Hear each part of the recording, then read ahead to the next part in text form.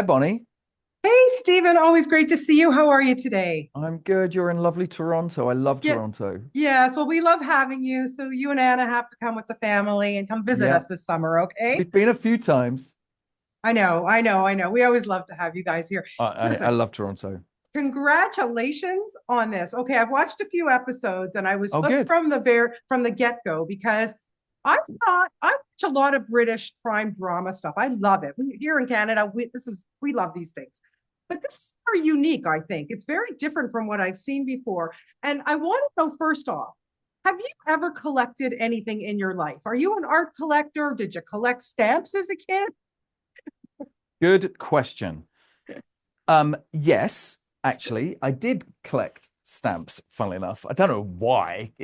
I have no clue why I did. It's I a think thing we because do as kids. I it's don't a know thing why we either, do as right? kids. Yeah. Um, I collect, okay, so I've got a lot of things that are a little odd. I've got many ancient cameras. Oh, I also have about 37 typewriters. okay. Don't know So does why. Tom There was a Hanks. You and very Tom Hanks need to get Me together and because he's a Tom like this. yeah. Um, I also I also back in the day, and you can ask my mum to authenticate this because it's true.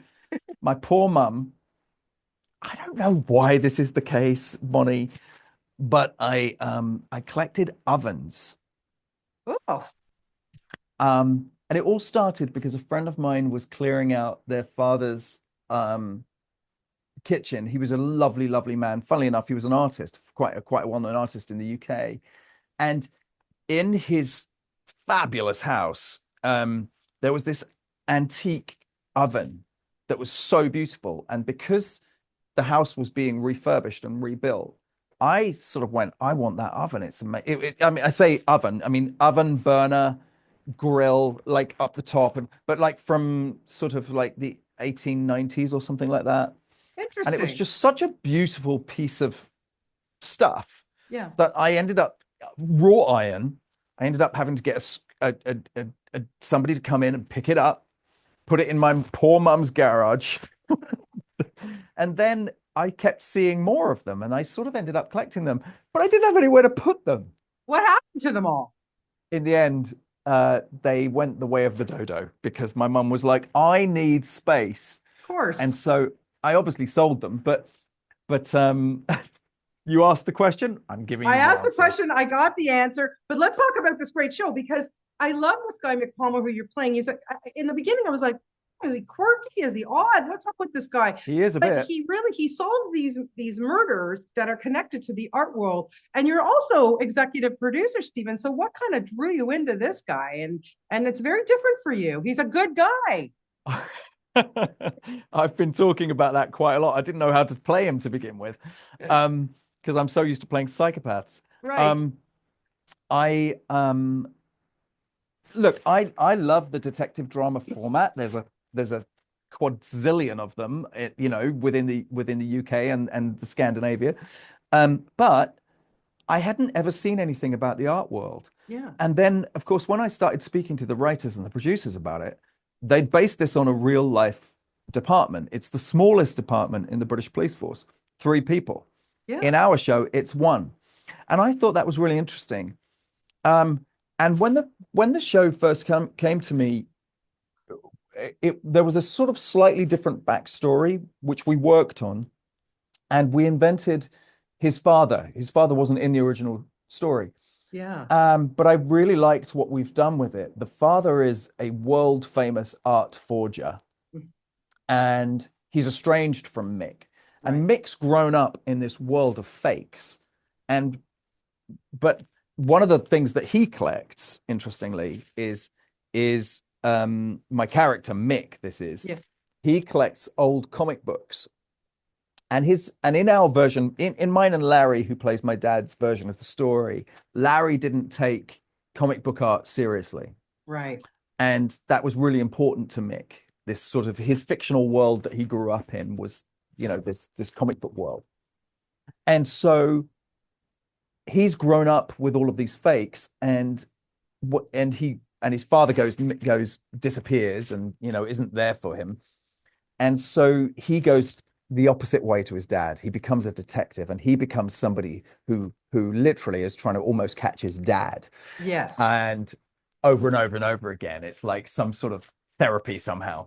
And I thought that was a really interesting concept that we haven't seen before. And as you know, these things are, there's a lot of tropes within the detective world. Um, and and I just thought it was really interesting, one that we hadn't necessarily seen before. So I think if you watch the show, you'll get what you want in terms of the story of the day, and trying to work out and detect who the murderer is, or the thief, or whatever it is. But you also will learn about the art world, Yeah. and about theft and forgery, and how brilliant forgers have to be in order to be able to do this properly. Big time. Here's what I learned. You have to have a good nose. You've got to sniff out a forgery. I wouldn't even think of that, I know. And right? that's one of the things that I found fascinating, is that Larry, who plays my dad, very early on sent me um, a very specific piece about one of the most famous um, fake creators of all time. He's down in the south of France, who I think did something like 250 paintings, but of every single style. So imagine how brilliant you have to be able to paint in the style of Van Gogh one week, Right. Vermeer the next, Da Vinci the next, right? Yeah. But you have to find period canvases of that time. You have to paint with the brushes that would have been painted from then, because if it's badger hair, for example, the badger hair has to be from the period in Yeah. case one of the strands ends up in the painting. The varnish is made differently now to how it was then. So you have to have authentic varnish from the period, which is Fascinating why stuff. which is Yeah. why my character literally, does the painting pass the sniff test, and he ends up sniffing quite a lot of things, He which certainly became a does. We kind of. don't have to go into too much detail, but yeah, absolutely. And episode 5, we get to learn a little bit more about the Titanic. I just kind of a history lesson a little bit too, this I show, like that too. Yeah, Yeah. thank you for saying that, because I really enjoy that element of it. We were shooting in Northern Ireland, and the Titanic was built in Belfast. Yes. And there's a wonderful, wonderful museum. I went 2 years ago. I've been there. Yeah. Fantastic, right? Yes. What an Yeah. amazing museum. Yeah. And Fabulous. of Yeah. and of course, once you start scratching the surface on that, you and going beneath the surface and all the way to the to the bottom of the ocean, you learn that a lot of people have been trying to dupe collectors Yeah. by creating fakes. And in our story, it's about some specific plates that have been brought up from the dive, Yeah. that are trying to be sold, and which ones are the real ones and which ones are the fakes. And so it's really fascinating when you actually sort of start to scratch away at this stuff. There's so many things. And one of the things that I learned, which you possibly know, Bonnie, I didn't know, is that there's like 6 Mona Lisas out there. Yeah.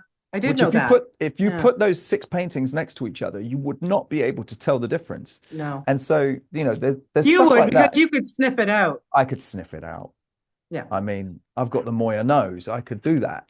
But you Clearly. unfortunately don't have the No, Moyer nose, so I you do wouldn't. not. Yeah. Listen, I don't want to take too much more of your time, but a couple All things I good. just want to talk about. Please. Last time we spoke, you had just been on Elsbeth. We saw you. Now, of course, we saw you in the finale, which was genius, bringing everybody back. I And know, I was so sorry, happy. I'm sorry for your demise, but it was brilliant. And of course, you cannot say no to Carrie Preston, your pal. I mean, the honest truth is that when we did the pilot 2 years ago, we had such a ball, and the Kings, Robert and Michelle, were trying Yeah. to work out how to bring Alex back, my character. And so we'd had, even back then, 2 years ago, they'd had this idea, well, she could come and visit him in prison. Yeah. And so when they came to me, I've just been shooting The Night Agent for Yeah. Netflix. And my schedule was booked, and they came back to me and said, we want to come and visit you in prison. And I was shooting The Night Agent. So very kindly, the producers of The Night Agent got me a week off. But I wasn't going to be in the cell block Tango because I was shooting Night Agent, right? I looked at the schedule of, the one line schedule, and they were doing the cell block tango for that episode in the afternoon of a day where I was in the morning. Right. So I got in touch with Jonathan, who's the showrunner, and the producers, and I said, look, I could come.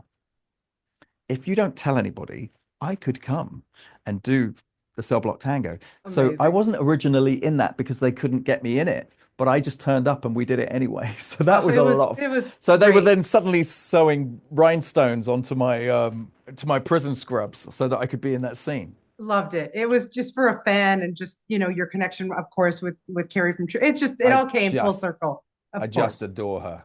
Yeah, same. I do too. I think the show is fabulous. So Yeah, anyway, me too. this show, Art Detectives, is wonderful. Thank Best you. of luck with it. I know we're going to love it here in Canada, and I can't wait to see you in season 3 of The Night Agent. Hopefully, we will catch up again for that. I'd love So to. please come visit us in Toronto. I want to see you guys walking downtown on Queen Street, okay? Yeah. See you soon, Bonnie. Thank All you. right. Thank you so much for your time. You're very generous today. Thank you, Stephen. Of course. Appreciate it. Okay. Thank Take you. care. Bye-bye. Bye.